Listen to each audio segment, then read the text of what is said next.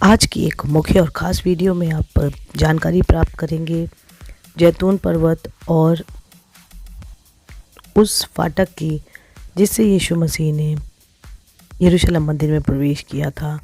और इस फाटक की बड़ी विशेष महत्व है क्योंकि इस फाटक के आसपास बहुत से काम हुए हैं। तो ज़रूर से बने रहिए इस वीडियो में। चलिए इस वीडियो को शुरू करते हैं। ये यरूशलेम मंदिर का व्यू है जो कि जैतून पर्वत से दिखता है। और इस जो गेट आप देख रहे हैं इसे गेट ऑफ मर्जी कहते हैं, गोल्डन गेट भी कहते हैं और शोषण गेट भी कहते हैं। परंतु आज हम वो बातें देखेंगे जो नए नियम में यीशु मसीह के समय इस गेट के सामने हुई हैं और क्यों ये इतना महत्वपूर्ण है। लूका की पुस्तक उसका 21 अध्याय उसके 37-38 पद में लिखा है, वह दिन को मंदिर में उपदेश करता था और रात को बाहर जाकर जैतून पहाड़ पर रहा करता था। और भोर को तड़कर सब लोग उसकी सुनने के लिए मंदिर में उसके पास आया करते थे। जो आप ये सड़क देख रहे हैं, इस सड़क के इस तरफ जैतून पर्वत है और वो जो आप गेट देख रहे हैं वो परमेश्वर का मंदिर था जहाँ पर वो आया जाया करता था।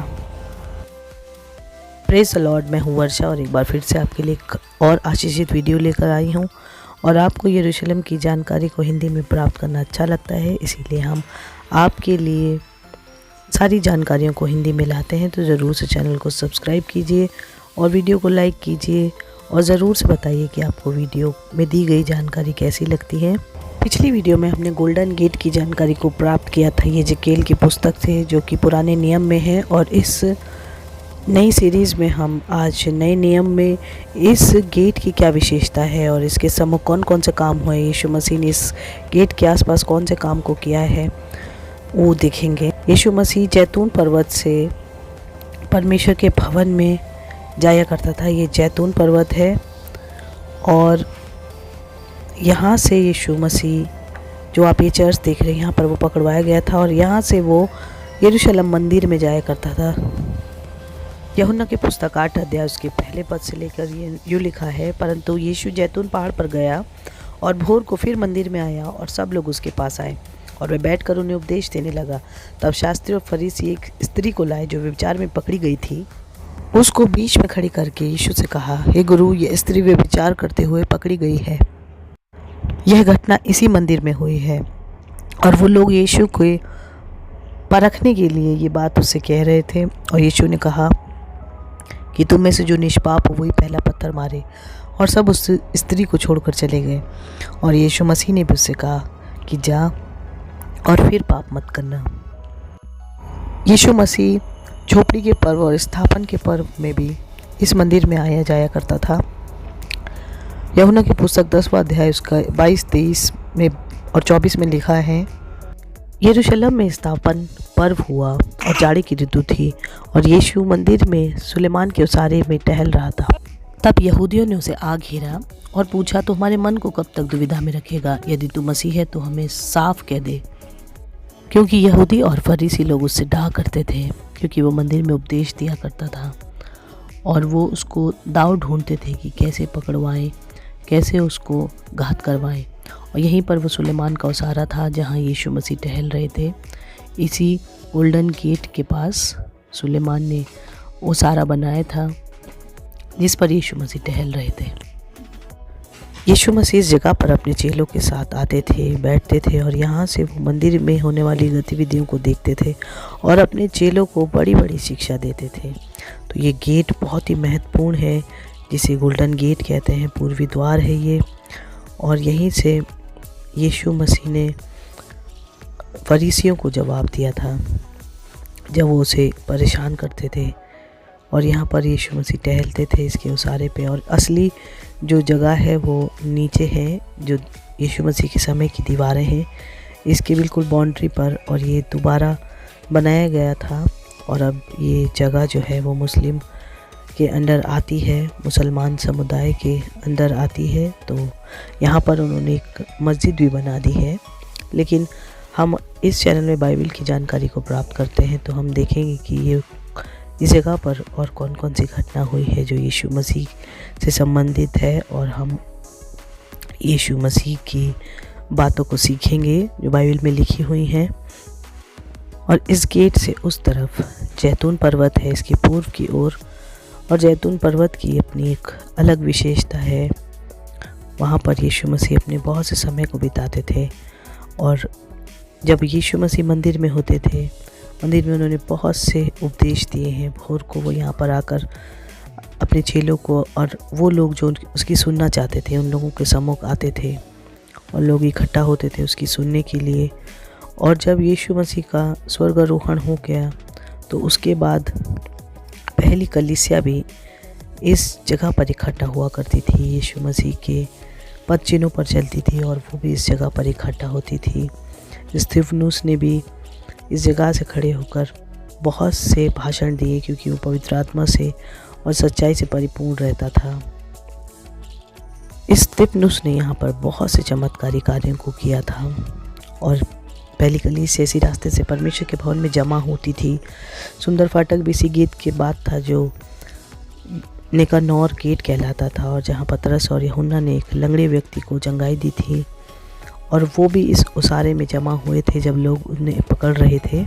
पहली कलीसिया में बहुत ही अद्भुत चिन्ह दिखाए जाते थे, और वो इसी उसारे में इकट्ठा हुआ करते थे, और यहाँ पर वो एक मंडली बनकर प्रार्थना करते थे परमेश्वर के भवन में। और उसके बाद उन्हें सामर्थ प्राप्त होती थी, हियाव होता था, और वो यरूशलेम में परमेश्वर के नाम का, यीशु मसीह के नाम का प्रचार करते थे। ये आप देख रहे हैं, ये पूर्वी दीवार है, और इसके पूर्व की ओर जैतून पर्वत है। बहुत ही महत्वपूर्ण जगह है। यहाँ पर पहली कलीसिया में चेले इकट्ठा हुआ करते थे। यीशु मसीह इस उसारे में टहलते थे, और यीशु मसीह ने अपने चेलों को हिम्मत दी ताकि वो यरूशलेम में यीशु मसीह के नाम का प्रचार कर सके। और चेले इसी जगह पर इकट्ठे हुआ करते थे, प्रार्थना किया करते थे। और तीसरे पहर में जब पतरस यूहन्ना मंदिर में आ रहे थे तो एक लंगड़े व्यक्ति को, जो सुंदर फाटक के पास बैठकर भीख मांगा करता था, उसे चंगाई मिली। तो वो यही पूर्वी गेट है, और इसके अंदर आके ही निकानोर गेट था, जिसे सुंदर फाटक कहते थे। और ये वो रास्ता था जो बहुत आया जाया करते थे इसमें यीशु मसीह और उनके चेले।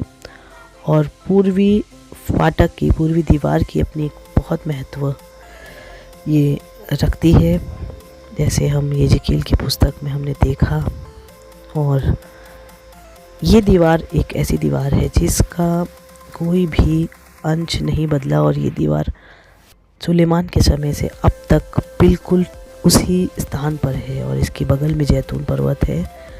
और इस दीवार का कभी भी जगह इसकी बदली नहीं गई। हाँ, थोड़ी सी बढ़ जरूर गई, लेकिन बदली नहीं गई। तो ये वो एक महत्वपूर्ण दीवार है जो बिल्कुल भी नहीं बदली गई। और वेस्टर्न वॉल जो हमने देखा था वो अंडरग्राउंड मोरिया पर्वत पर स्थित है, और ये पूरा भाग इस पर्वत का बहुत ही पवित्र है। जैतून पर्वत बहुत ही पवित्र है। अभी तक आपने गोल्डन गेट को अंदर से देखा, और अब ये बाहरी हिस्से को हम देखेंगे, और ये है जैतून पर्वत। यहाँ से यीशु मसीह राजा बनकर यरूशलेम मंदिर में प्रवेश किया था उन्होंने, जब वो गधे के बच्चे पर बैठ के आ रहे थे, और लोग होसन्ना के नारे लगा रहे थे और कह रहे थे कि दाऊद के संतान की होसन्ना। और वो उन्हें अपना राजा बना के, क्योंकि यीशु मसीह ने लाजर को जीवित किया था। और इस गेट से यीशु मसीह ने मंदिर में एंट्री ली थी, और फरीसी और यहूदी उनको देखकर चिढ़ गए थे। और ये वो गेट है, और इसके अंदर वो ओरिजिनल पत्थर हैं जो यीशु मसीह के समय के हैं। और इसके नीचे की एक दीवार का हिस्सा अभी तक यीशु मसीह के समय का है।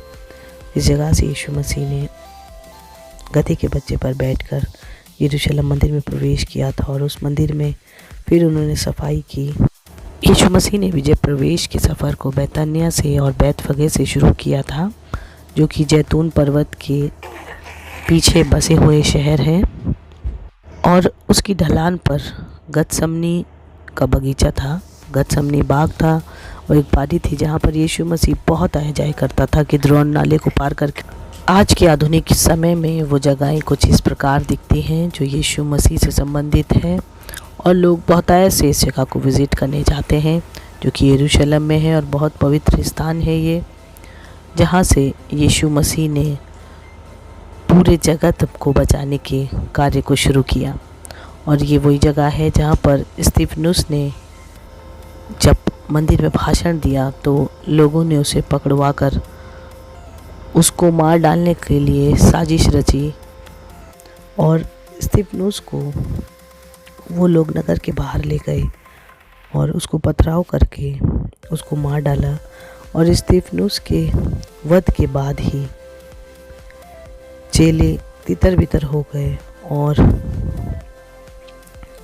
अन्य जगहों पर भी पहुंच गए और उसके बाद यीशु मसीह का नाम सारी दुनिया में फैल गया।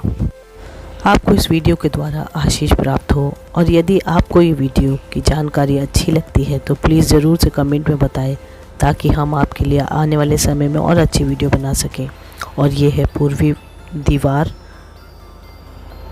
और आज हमने इस पूर्वी दीवार की जानकारी को हासिल किया, पूर्वी फाटक की जानकारी को हासिल किया। आप और आपका घराना मसीह यीशु के नाम से सुरक्षित और आनंदित बना रहे। जय मसीह की।